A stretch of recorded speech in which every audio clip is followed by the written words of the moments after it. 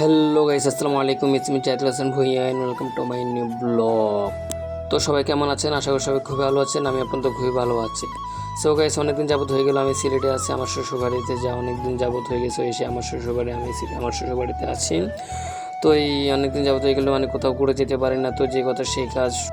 তো আস্তে আস্তে আমরা মেন রোডের দিকে রওনা দিলাম যে আমাদের একটা অটো দরকার।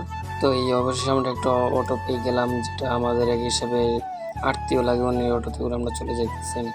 তো এখানকার অটোগুলো আসলে আমার কাছে অনেকটাই ভালো লাগে, কারণ এখানকার অটোগুলো নাকি আপনার যে সিএনজির ইঞ্জিন বা গ্যাসের মাধ্যমে চলে।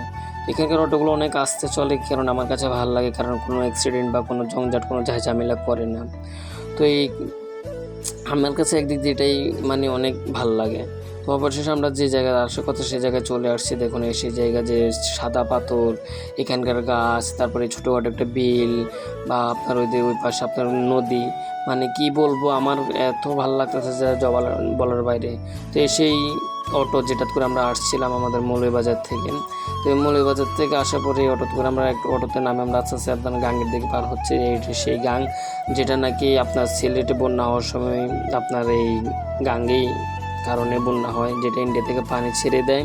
তো পানি ছাড়লে নাকি সব জায়গায় পানি উঠে। আর আসলে আমার কাছে কয়েকদিন আগে আমরা একটা ভিডিও দেখলাম, তো এখানকার পানিগুলো অনেক ওভার থাকে যে সময় বন্যা হয়। তো বন্যার সময় মানে এখানকার পুরা ফুল লোড হয়ে যায়, কারণে বন্যা হয়। তো এখানকার একটা মানুষ দেখলাম, দেখেন মানে কীভাবে পিক নিচ্ছে মানে মজা করে একটা ভিডিও নিলাম। এদিক দিয়ে আরেকজনে একটু কাছে গিয়ে দেখলাম, বাট আবার ভিডিওটা দিতে চাইনি কারণ নেশা পান করতেছে। তো আস্তে আস্তে আপনাদের ভাবিকে নিয়ে আমি রওনা দিলাম।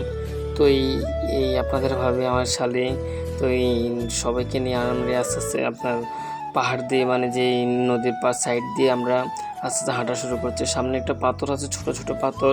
আর এখানকার এই গাছগুলো সুন্দর বেশি লাগে, কারণ এখানকার গাছগুলো একটু মানে ভালোই লাগে আমার কাছে, যেটা আমাদের চট্টগ্রামের সিআরবির মতো। তো এই পাথরগুলো মানে ভালো লাগে, কারণ ছোট ছোট পাথর, এদিক দিয়ে কাদা মাটি থাকে, এগুলো পার হয়ে যাইতে আমার অনেক ভালো লাগে। তো এখানকার মানে কি বলবো, দৃশ্যটা এত ভালো লাগে যা বলার বাইরে। যদি আপনারা এখানে আসছেন তাহলে দেখতেন কতটা ভালো লাগে।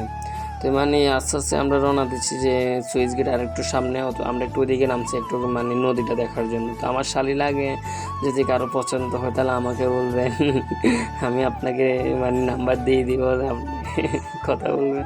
অনেক শরম পেয়েছে। তো এটা সে সুইচ গেট, যেটা মানে আপনার বন্যার সময় এটা কাজে লাগে। মানে ইন্ডিয়া থেকে যেসব পানি ছাড়ে তখন এই সুইচ গেটটা ফেলে দেয়। এখানকার পানির স্রোতগুলো দেখেন মানে কী পরিমাণের পানির স্রোত, যা বলার বাইরে। তো এখানে মানে বেশিরভাগই ইউজ করে আপনার বন্যার টাইমে, যখন আপনার পানি ওভার হয়ে যায়, যখন ইন্ডিয়া থেকে পানি ছেড়ে দেয় তখন এই সুইচ গেটগুলো ফেলে দেয়।